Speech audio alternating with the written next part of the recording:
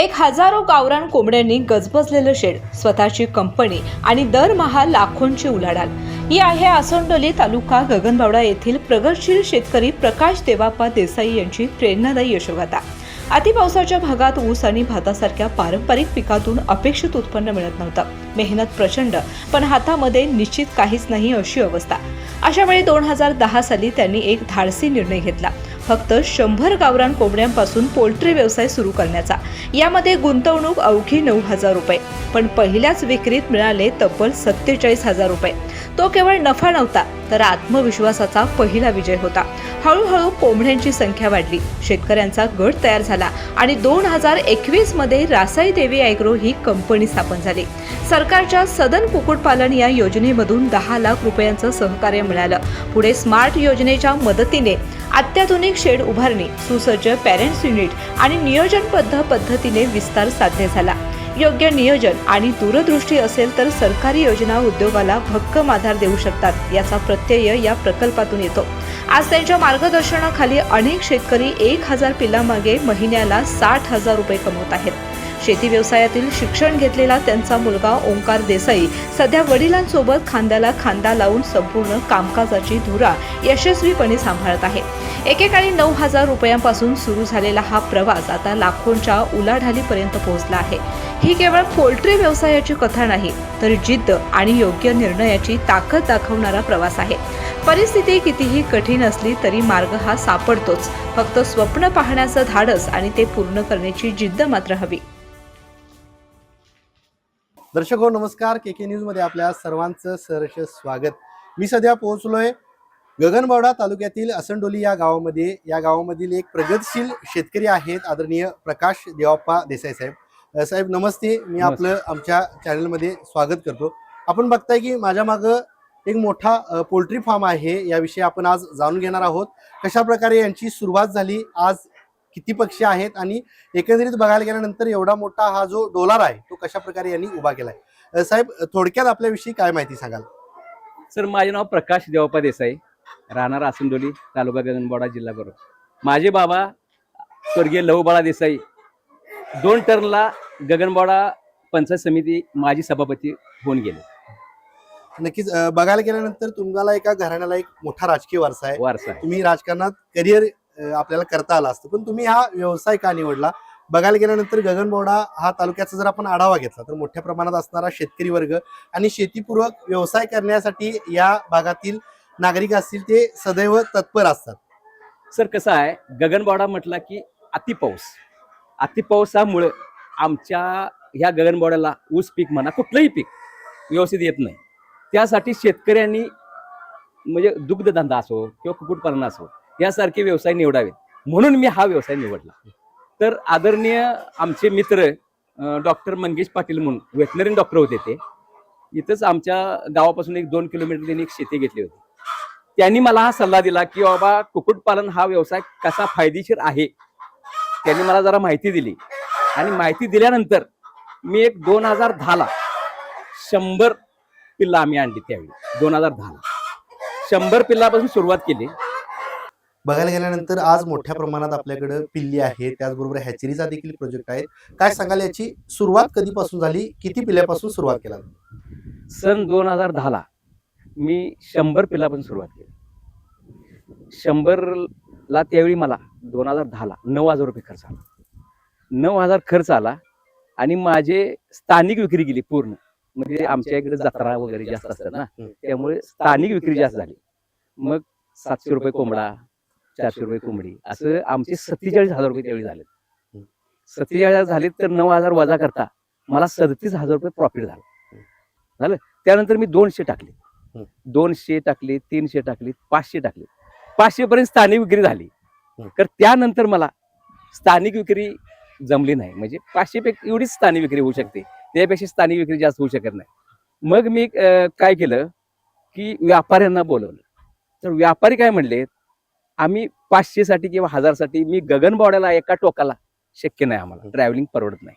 त्यासाठी तुम्ही काय करायला पाहिजे, आम्हाला 5,000च्या पट्टीत आम्हाला कोंबड्या पाहिजे.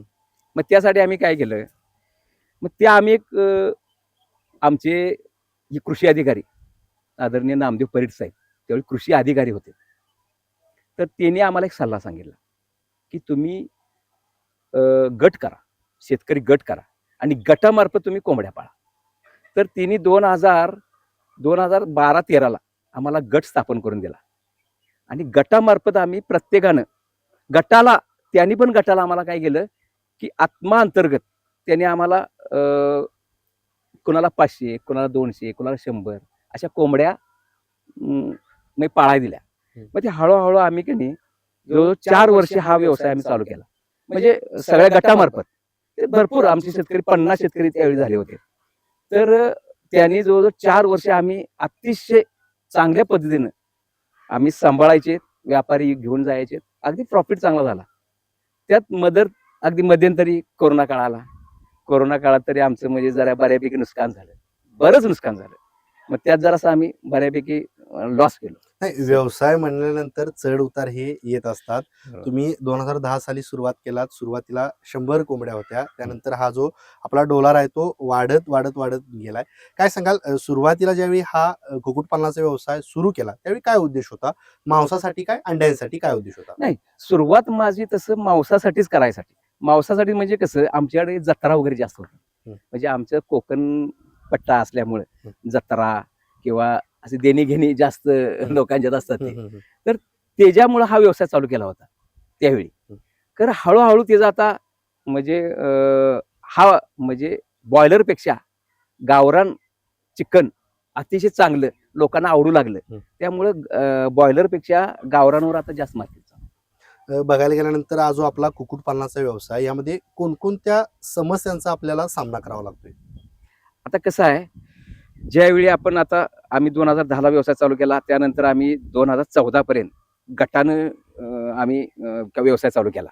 त्यानंतर काय झालं, आता 31 डिसेंबर आहे आपल्या. 31 डिसेंबरच्या अगोदर 2.5 महिने आम्हाला पिल्लं मिळायची नाही किंवा आकाड लागला. आकाड म्हणजे लक्षात आलं ना तुम्हाला? आकाडाच्या अगोदर आम्हाला 2.5 महिने पिल्लं मिळायची नाही. मग तो आम्हाला एक अतिशय म्हणजे आमच्या व्यवसायात एक नंबर हे झाला. त्यानंतर आम्ही काय केलं, सगळ्या गटांना आणि परत आम्ही मिटिंग घेतली आणि मिटिंग घेतल्यानंतर आम्ही हॅचरीज चालू करायचा निर्णय घेतला. आता बघायला गेल्यानंतर या कुक्कुटपालन व्यवसायामध्ये कोणकोणत्या शासकीय योजनांचा आपण लाभ घेतलाय सर? हा, त्यानंतर कोरोना काळात मला अडचणी आल्या. कोरोना काळात अडचणी आल्यानंतर काय झालं, हा आमचा गट गगनबावड्यात एक सक्षम गट चाललाय की आदरणीय उपायुक्त आमचे जिल्ह्याचे कोल्हापूर जिल्ह्याचे उपायुक्त आदरणीय पठाण साहेब म्हणून त्यांच्या लक्षात आलं आणि त्यांनी आमच्या गटाला व्हिजिट दिली. त्यावेळी गटाला व्हिजिट दिली आणि त्यांनी प्रत्यक्षात आल्यानंतर त्यांनी आमची बघितले की बाबा हा गट चांगला आहे. मग त्यांनी त्यावेळी आम्ही लॉस गेलो होतो त्यावेळी, त्यांनी आम्हाला सदन कुक्कुटपालन म्हणून एक स्कीम आम्हाला माहित नव्हतं. तर त्यांनी येऊन सांगितलं की आम्हाला ही तुम्ही घ्या आणि ही तुम्ही राबवा. त्यांनी आम्हाला 10 लाखाचे सदन कुक्कुटपालनचा आम्हाला तो हे दिला, योजनेचा लाभ दिला. त्यानंतर आम्ही स्थावर झालो साहेब. त्यानंतर आम्ही 1000चं शेड, त्यानंतर हॅचरीज वगैरे त्या पैशातून आम्ही ते केलं. म्हणजे आमच्या गटाने ते केलं. एकंदरीत बघायला गेल्यानंतर आज ह्या आपण 2026 या वर्षाचा जर आढावा घेतला तर आपल्याकडे एकूण किती कोंबड्या आहेत आणि कोणकोणत्या जातीच्या आहेत, काय सांगाल? आता कसं आहे सर, आम्ही हॅचरी चालू केली त्यावेळी आम्ही अगदी 1000, 2000, 3000, 5000 पर्यंत स्टॉप झालो. त्यानंतर आम्हाला शासनानं एक कावेरी म्हणून ब्रीड आहे की ती जास्त अंडी देते. तिचं आम्ही एक पॅरेंट आपल्याकडे आहे. आणि डीपी क्रॉस म्हणजे जत्रेला वगैरे चालणारा पक्षी आहे, तिचं एक ब्रीड आमच्याकडे आहे. म्हणजे ते एक 5000 आणि तो एक 5000 असं दर आठवड्याला 10,000 पिल्लं आम्ही इथं उगवण करतोय. म्हणजे दर आठवड्याला आपल्या हॅचरीमधून 10,000 पिल्लांची निर्मिती होते. बघायला गेल्यानंतर आपला जो मोठा हा प्लांट आहे कोंबड्यांचा, याला आपण पॅरेंट्स युनिट असं नाव दिलेलं आहे या युनिटला. यामध्ये एकूण कोंबडींची संख्या किती आहे आणि त्यामधून कोंबड्या आहेत त्या किती अंडी देतात? काय झालं सर, त्यानंतर सदन कुक्कुटपालनचा व्यवसाय चालू झाल्यानंतर आम्हाला 2019-2021ला की बाबा गटामार्फत एक बाळासाहेब ठाकरे कृषी स्मार्ट मधून एक आम्हाला स्कीम आली तर त्या स्कीमची पण आदरणीय नामदेव परीड साहेब यांनी माहिती दिली सुरुवातीला. तर असाच आहे आणि गटामार्फत तुम्हाला हे होत आहे, म्हणजे ती स्कीम राबवली जाते आणि ती तुम्ही स्कीम ती योजना राबवा असं म्हणून मला त्यांनी सांगितलं. त्यानंतर मग आणि थोडे दिवस गेलेत आणि त्या योजनेत काय सांगितलं की बाबा गटामार्फत नाही तर त्याला कंपनी रजिस्टर करायला लागते. मग आम्ही सगळ्या शेतकरी, आमचे अगोदर गट होताच, 50 शेतकऱ्यांचा गट होता. त्या गटाचं रूपांतर आम्ही 2021 ला आम्ही कंपनीत केलं आणि 2021 ला कंपनीची स्थापना केली. आणि 2021 ला कंपनी स्थापना केल्यानंतर आम्ही काय केलं, कावेरी जातीचं ब्रीड, चांगल्या उच्च दर्जाचं कावेरी जातीचं ब्रीड आम्ही आणलं. तर एक पिल्लू मुंबई CPD मधून एक पिल्लू 90 रुपयाला आणलं. ते एक पिल्लू 90 रुपयाला फाउंडेशन बियाणं म्हणतोय आम्ही त्यांना, फाउंडेशन. तर त्याच्यापासून आम्ही चांगल्या दर्जाची पैदास केली पिल्लं. आणि काय केलं, 5,000 केलं की 5,000 ब्रोडिंग केली. 5,000 ब्रोडिंग केल्यानंतर 2,500 नर बाजूला काढलेत आणि 2,500 माद्या बाजूला काढल्या. माद्या या सभासदांना आमच्या दिल्या आणि सभासदांनी काय केलं, आता समजा आमच्या एका सभासदाने 1,000 माद्या नेल्या. 1,000 माद्या नेल्यानंतर त्यांनी 5.5 महिने त्याचं संगोपन केलं.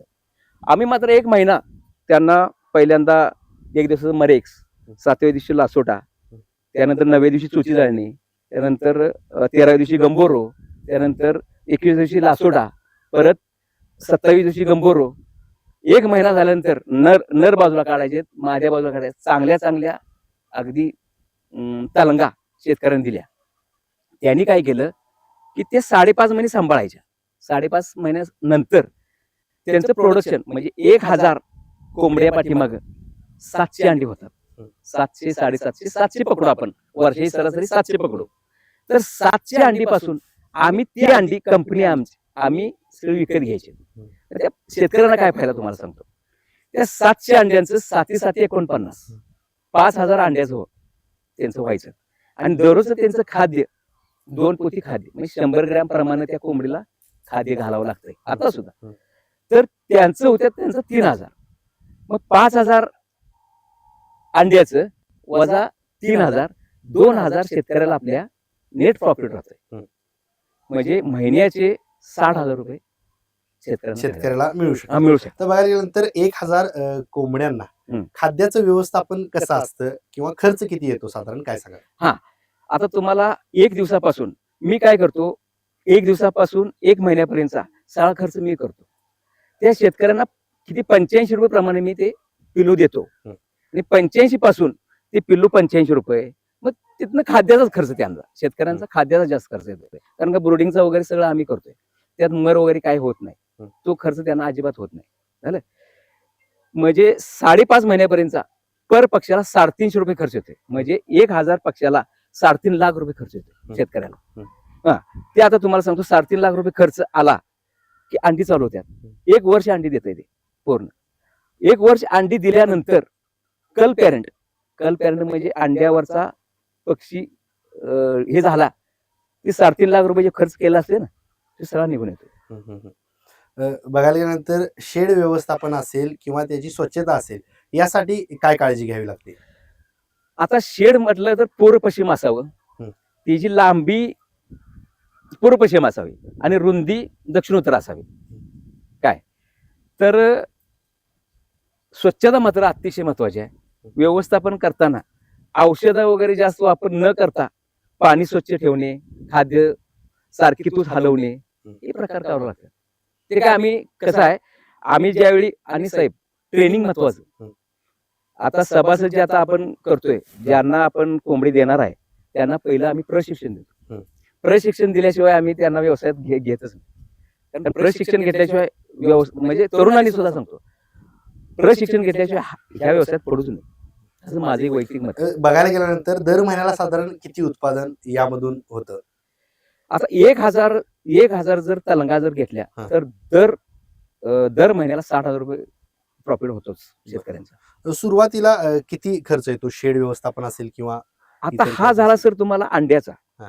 कसं आहे, सर्वसामान्य शेतकऱ्याला 3.5 लाख रुपये खर्च करायचा आपल्या म्हणजे परवडत नाही. बरोबर. तर शेतकऱ्यांनी पण एक माझं आव्हान आहे की तुम्ही एकदम असं हे करू नये. आता मी कसं केलं, 100 पासून त्यावेळी मला 9,000 रुपये खर्च आला. आता तोच खर्च 15,000 वर गेला. म्हणजे 100ला 15,000 इन्व्हेस्टमेंट म्हणजे आपल्या सर्वसामान्य शेतकऱ्यांना काय अवघड नाही. बरोबर. जर ते तुम्ही 1 महिन्याचा पक्षी 100 पक्षी जर 2.5 महिन्यापर्यंत 15,000 रुपये कोणी करू शकतोय. त्यानंतर कटिंगला द्यायचा, जत्रेला वगैरे द्यायचा. त्याचं कसंही म्हणजे अगदी 50,000 रुपये होतात. 50,000 वजा जाता लोकांना 30-35,000 रुपये महिन्याला राहायला काय अडचण नाही शेतकऱ्याला 100 पासून. बरोबर. साधारण बैला गेल्यानंतर याचं जे लसीकरण असते ते कसे टप्पे आहेत, कोणकोणते प्रकार आहेत यामध्ये?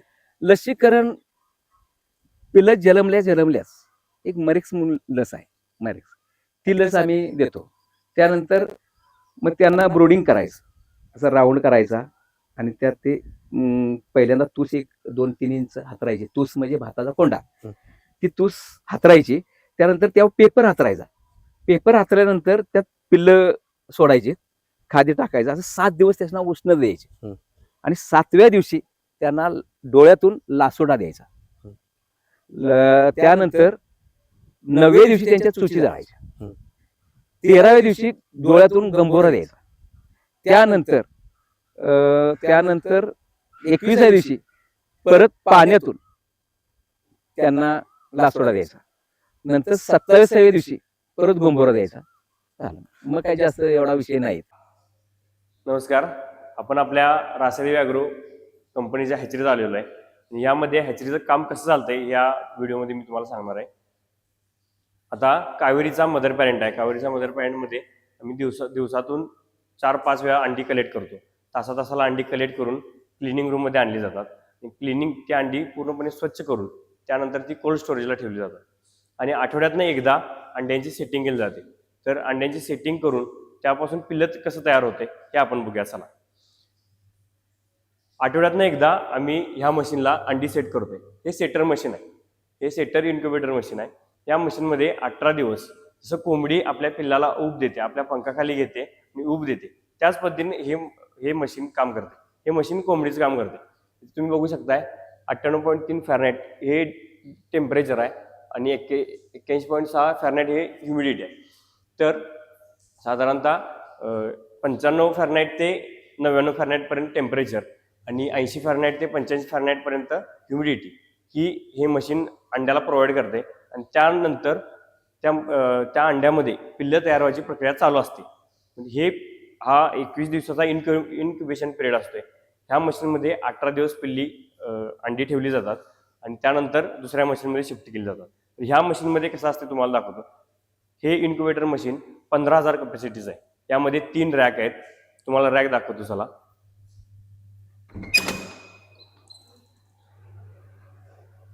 यामध्ये 3 कलरचं 3 रॅक आहेत, पिवळा, लाल आणि ब्लँक, असं 3 प्रकारचे हे आहेत. आणि यामध्ये ह्या पिवळ्याला 5,000, लालला 5,000 आणि ह्या ब्लँक कलरला 5,000 अशी 15,000 अंडी या मशीनमध्ये बसतात. आणि आठवड्यातनं एकदा 5,000 पिल्ली ह्या मशीनमध्ये निघतात. यामध्ये 3 कलर आहेत, यामध्ये 3 सेटिंग आहेत. हे 15,000 कॅपॅसिटीचं मशीन आहे. ह्या पिवळ्या कलरमध्ये 5,000, लाल कलरमध्ये 5,000 आणि त्यानंतर या ब्लँकमध्ये 5,000 अशी 15,000 कॅपॅसिटीचं हे मशीन आहे. पहिल्या दिवशी ह्या रॅकमध्ये आम्ही अंडी लावतोय, त्यानंतर 7व्या दिवशी ह्या रॅकमध्ये, त्यानंतर 3ऱ्या आठवड्यात म्हणजे 14व्या दिवशी ह्या रॅकमध्ये आम्ही अंडी लावतोय. अशी 15,000 अंडी या मशीनमध्ये बसतात. आणि ही रोटेशन 21 दिवसाची 3 आठवड्याची रोटेशन होते आणि या मशीनमध्ये पिल्ली तयार होतात. म्हणजे हे पहिला सेटिंग केलेली अंडी बरोबर 18व्या दिवशी इथून बाहेर पडतात. त्यानंतर परत 21व्या दिवशी इथं परत पिल्ली म्हणजे अंडी सरकवली जातात. 18 दिवसानंतर ह्या मशीनमधली सर्व अंडी दुसऱ्या मशीनमध्ये शिफ्ट केली जातात. त्या मशीनचं नाव हॅचर मशीन आहे. त्या हॅचर मशीनमध्ये अंडी ट्रेमध्ये पूर्ण पसरवली जातात आणि पिल्लं आपोआप 19, 20, 21 या 3 दिवसामध्ये पिल्लं चोच मारून आपोआप बाहेर येतं आणि त्याचा जन्म होतो. सुरुवात 2010ला केलात आपण आणि 2026 मध्ये आता आपल्याकडे हजारो कोंबडी आहेत. नवीन कुक्कुटपालन करणाऱ्या तरुणांना, नवव्यवसायिकांना काय सल्ला द्याल? सगळ्यात म्हणजे ह्या व्यवसायापैकी दुग्ध असेल किंवा अजून कुठलाही व्यवसाय असेल, मग कमी ह्याच्यात काय म्हणतो त्याला आपण, कालावधी. कमी बजेटमध्ये हं. कमी बजेटमध्ये जास्तीत जास्त उत्पन्न देणारा हा व्यवसाय. नाही, भांडवल कमी लागतंय या व्यवसायात. अगदी भांडवल एक 15,000 म्हणजे काय सर्वसामान्य माणसाला अगदी करुणेजोग आहे ते. तसं दूध धंद्यात तसं नाही. आता एका मशीनची किंमत 1-1 लाख रुपये आहे. बरोबर. तसं काय नाही. 100 कोंबड्या म्हणजे 15,000. त्यात काय, त्यामुळं हा व्यवसाय कमीत कमी बजेटमध्ये जास्तीत जास्त उत्पन्न देणारा हा व्यवसाय. नमस्कार, मी ओमकार प्रकाश देसाई. माझं BS ॲग्रिकल्चर शिक्षण झालं आहे आणि मी या व्यवसायामध्ये माझ्या बाबांना मदत करतो आहे. 2010ला बाबांनी हा व्यवसाय चालू केला. मलाही शेतीची आवड असल्यामुळं माझं शिक्षणही BS ॲग्रिकल्चर झालं. 2022ला माझं BS ॲग्रिकल्चर शिक्षण झालं आणि ह्या कंपनीला पुढं दिशा चांगली देण्यासाठी मी MBA शिक्षण घेतलं, MBA इन ॲग्री बिझनेस. आम्हाला ह्या कंपनीमार्फत फक्त कुक्कुटपालनच न करता इतर शेती व्यवसाय पण, संलग्न शेती व्यवसाय करायचे आहेत आणि भविष्यात हे व्यवसाय आम्ही असंच पुढे ढकलत चालू. आता मी तुम्हाला आमच्या कंपनीबद्दल माहिती सांगतो.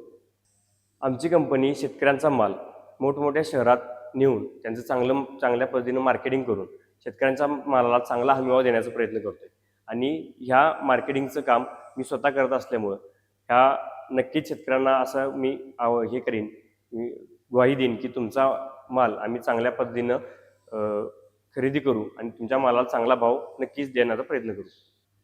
रासायदेवी ॲग्रो ही कंपनी फक्त कुक्कुटपालनापुरतीच मर्यादित न राहता यापुढेही मक्का उत्पादन असेल किंवा भाजीपाला उत्पादन तसेच शेतकऱ्यांशी संलग्न भरपूर व्यवसाय करणार आहे आणि ही कंपनी सदैव शेतकऱ्यांसाठी तत्पर राहील, शेतकऱ्यांसाठी सदैव कार्य करत राहील आणि आम्ही तरुण मुलं या व्यवसायामध्ये उतरल्यामुळं, शेतीमध्ये उतरल्यामुळं नक्कीच गगनबावड्याच्या शेतीला एक चांगला दर्जा देण्याचं काम ही रासायदेवी ॲग्रो कंपनी करेल याचं मी तुम्हाला आश्वासन देतो. धन्यवाद. तर आताच आपण संवाद साधला कोल्हापूर जिल्ह्यातील गगनबावडा तालुक्यातील असंडोली या गावामधील एक प्रगतशील शेतकरी आहेत, ज्यांनी अतिशय चांगल्या पद्धतीने आपला पोल्ट्री फार्म असेल तो सुरू केला आहे. 2010 पासून झालेली सुरुवात आणि आज 2026चा जर आपण आढावा घेतला तर हजारो कोंबडी आपल्याकडे आहे. त्याचबरोबर हॅचरीचा देखील प्रोजेक्ट आपण चांगल्या पद्धतीनं यशस्वी केला आहे. दर आठवड्याला आपण हजारो पिल्लांची निर्मिती करताय. तर एक उत्कृष्ट आणि प्रगतशील शेतकरी म्हणून प्रकाश देवाप्पा देसाई यांची ओळख कोल्हापूर जिल्ह्यासह संपूर्ण महाराष्ट्रात झालेली आपल्याला बघायला मिळते. अजून देखील आपण आमच्या चॅनेलला सबस्क्राईब केलं नसेल तर लवकरात लवकर सबस्क्राईब करा आणि हा व्हिडिओ कसा झाला हा आम्हाला कमेंट करून नक्कीच कळवा. KK न्यूजसाठी व्हिडिओ जर्नलिस्ट सचिन वरेकर सह समीर मकानदार, कोल्हापूर. धन्यवाद.